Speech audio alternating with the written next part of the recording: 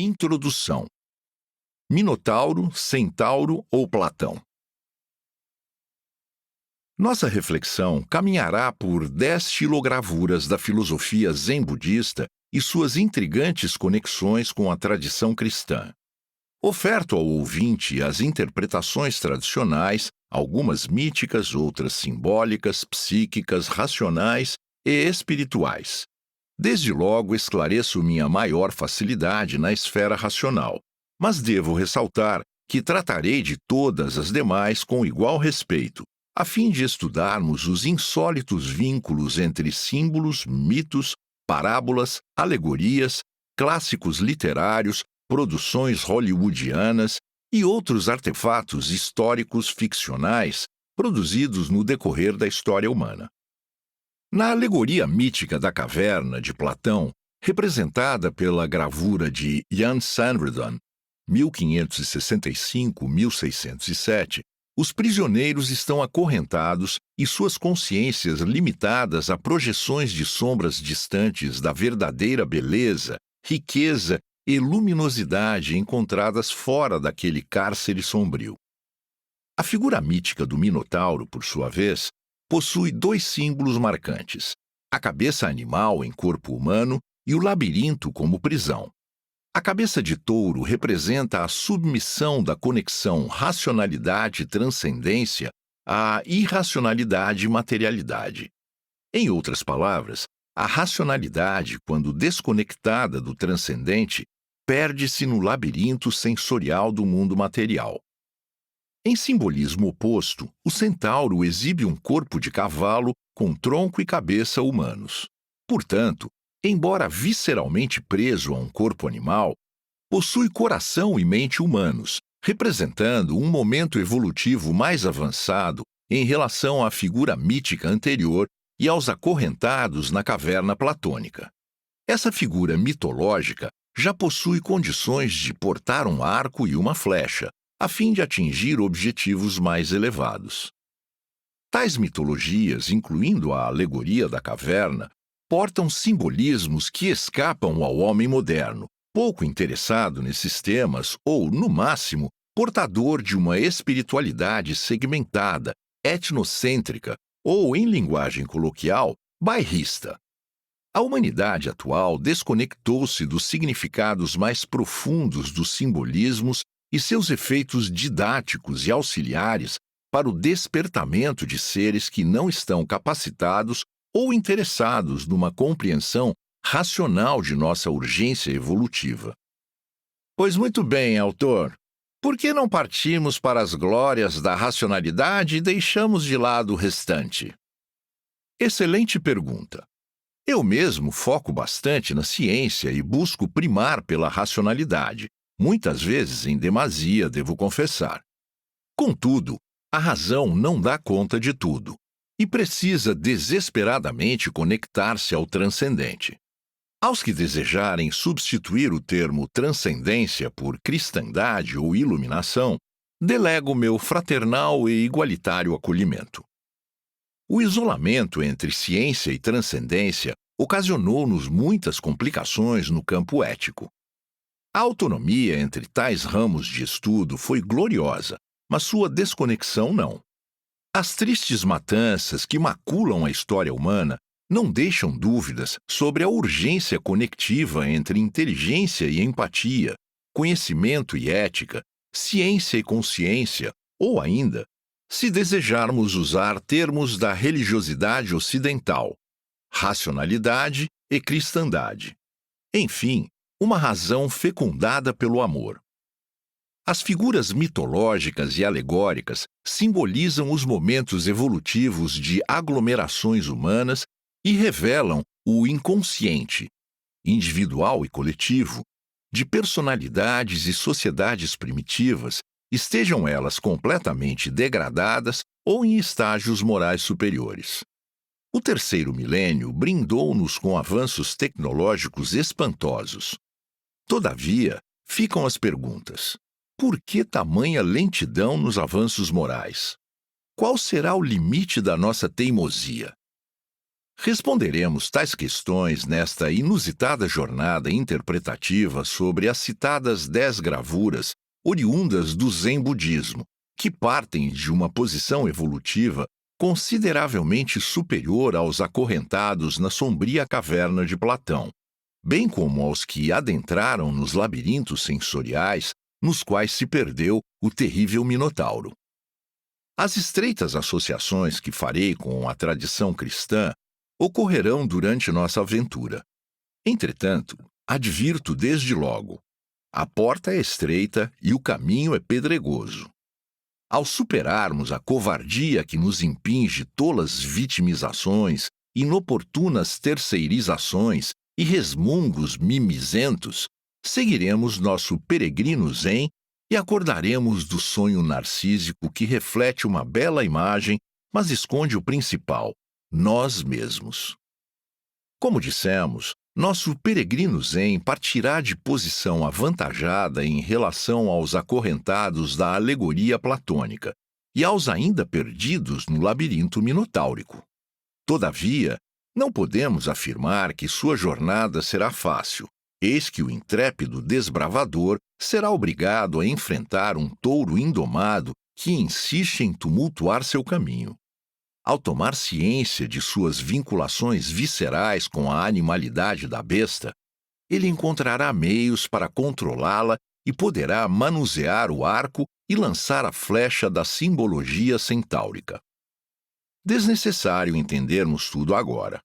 Saibamos apenas que o nosso vaqueiro zen intui que precisa dar um rumo evolutivo em sua vida, pois se sente perdido num mundo estranho e convulsionado.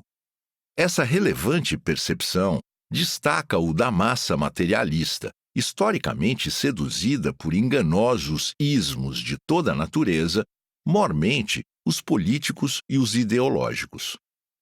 Nosso protagonista percebeu que tais perigosíssimos ismos materialistas simplesmente não funcionam na prática e que, na verdade, não passam de panaceias pretensamente salvacionistas. E mais, mesmo dentre os ismos virtuosos, nosso herói destacou-se da manada pela coragem de enfrentar seu interior, ao invés de apenas criticar ou dialogar sobre o exterior. Em outras palavras, antes de mudar o mundo, devemos mudar a nós próprios, apesar do mundo. Nesse momento, podemos encaminhar nossa interpretação sobre nossas mazelas taurinas por duas exegeses. Afinal, o que esse animal representa? Alguns estudiosos zen budistas consideram a representação animalesca como a nossa essência egóica. Uma segunda perspectiva, portadora da minha predileção, prefere associar a figura do touro ao não ser, ou seja, algo absolutamente distinto de nossa essência. Assim, paradoxalmente, o animal simbolizaria justamente aquilo que não somos, mas apenas estamos. Vale dizer, o touro representaria nossa persona momentânea, ego, e suas mazelas também temporárias, diferentemente da perenidade de nossa essência espiritual. Todavia, não devemos nos preocupar com tais complexidades nesse momento. Lembremos apenas que nossa essência perene não deve ser confundida com eventuais manifestações transitórias ou traços sujeitos à impermanência. A humanidade perdeu o endereço de si mesma nas escuras cavernas da experiência corpórea e nos labirintos de nossa própria inconsciência. As diversas interpretações da fantástica sequência de gravuras que estamos prestes a conhecer e analisar convergem num único objetivo: nossa alforria. O caminho será pela desafiadora via do autoconhecimento, ceifando as acovardadas esquivas das terceirizações de responsabilidades. As imagens em estudo, apesar de parecerem pueris, elucidam o caminho para nossa iluminação e visam acessar nosso eu profundo. A primeira xilogravura desse desafiador Kuan será aprofundada no capítulo exordial desta jornada, no qual nosso desbravador suspeita que há um animal perdido em algum lugar de uma densa floresta e está decidido a encontrá-lo. Autor, uma dúvida. Entendi que não estamos diante de inocentes gravuras de uma historinha infantil. Todavia, estamos falando de ficção ou realidade? Essa floresta seria o nosso inconsciente? Eis o nosso velho e insistente dilema filosófico em torno do conceito de realidade. Posso imaginar uma resposta no estilo Zen e seus maravilhosos paradoxos. As duas coisas e nenhuma delas. Todavia, fico mais confortável com uma resposta de estilo ocidental. Estamos diante de uma expressão simbólica da realidade. Sobre a relação alusiva entre o inconsciente e a densa floresta, os labirintos da vida ou a caverna escura, a resposta é afirmativa. Veremos tais interpretações e outras transcendentes a elas no decorrer da audição. Nesse diapasão, não me parece conveniente reduzirmos o conceito de realidade a sombras, cavernas e florestas. As dimensões sutis fora do buraco soturno de Platão, bem como as conexões com nossas respectivas jornadas personalíssimas, também podem ser conceituadas como partes integrantes da realidade. O imaginário da edificante tradição Zen e suas intrigantes narrativas, além de filosoficamente desafiadoras, possuem incríveis vinculações com inúmeras escolas de sabedoria ocidentais e delegam-nos ensinamentos de notável utilidade prática. Os significados profundos desses ensinamentos convidam-nos a transcender as dualidades interior-exterior, individual-coletivo, Ocidente-Oriente, para gloriosas conexões harmonizadoras. Caros amigos, a porta não é apenas estreita, mas estreitíssima.